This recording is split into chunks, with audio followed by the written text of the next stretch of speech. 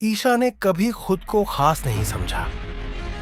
एक freelance graphic designer जो अकेले एक छोटे से अपार्टमेंट में रहती थी। उसका दिन काम, कॉफी शॉप की विजिट्स और देर रात तक मूवी देखने में निकल जाता।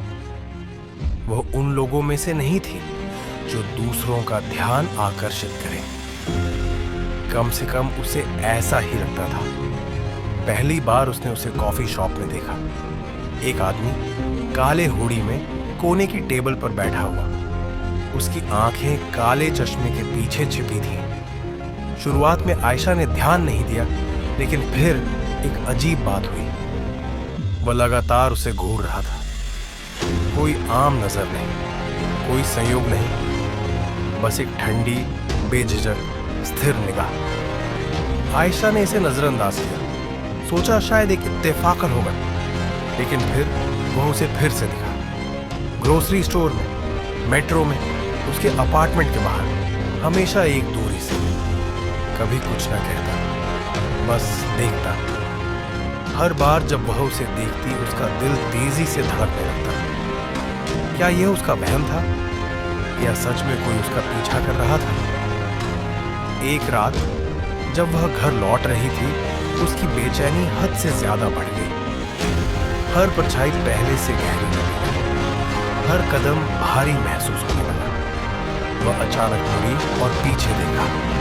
वह वहां था, फ्लिकर होती स्ट्रीट लाइट के नीचे खड़ा, उसका चेहरा अंधेरे में छुपा हुआ। आयशा की सांसें अटक गई। उसे जल्दी से जल्दी अपने घर पहुंचना था।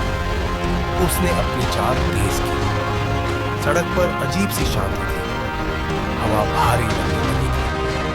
आखिरकार वह अपने अपार्टमेंट के दरवाजे तक पहुंची। जल्दी से चाबी निकाली, दरवाजा खोला और एक आखिरी बार पीछे मुड़ी। सड़क खाली थी। वह जा चुका था। उस रात आयशा ठीक से सो नहीं सकी। हर छोटी आवाज, फर्श की हर हलचल, हवा की हर सरसराहट, सब कुछ डरावना लगने लगा। रात के 2:47 पर उसका फोन वाइब्रेट हुआ। अनजान नंबर से एक मैसेज आया। तुम भाग सकती हो, तुम छिप सकती हो, लेकिन मैं तुम्हें हमेशा ढूंढ लूंगा। आयशा का खून जम गया। वह बिस्तर से उछलकर खड़ी हो गई। सांसें तेज हो गई। उसका दरवाजा बंद था, खिड़कियां भी, लेकिन फिर भी एक अजीब डर ने उसे जकड़ लिया। फिर फोन फिर से वाइब्रेट हुआ। एक और मैसेज, खिड़की से बाहर देखो। आयशा के हाथ कांपने लगे। उसने धीरे से पर्दा हटाया और वह वहीं था, सड़क के दूसरी ओर, स्ट्रीट लाइट के ठीक नीचे खड़ा, उसे देखता हुआ। कैसे उसने उसका पता लगाया? उसे उसका नंबर कैसे मिला? वह आखिर है कौन? एक बात साफ थी, वह रुकने वाला नहीं था। अगर आप आयशा की जगह होते तो क्या करते? आपको क्या लगता है, वह आदमी कौन है? क्या आयशा उसकी अगली शिकार है या इसके पीछे कुछ और बड़ा रहस्य छिपा है? ऐसी और डरावनी कहानियों के लिए लाइक, कमेंट और शेयर करना न भूलें। और भी रोमांचक कहानियों के लिए द कृषा शो को फेसबुक, इंस्टाग्राम और यूट्यूब पर लाइक, शेयर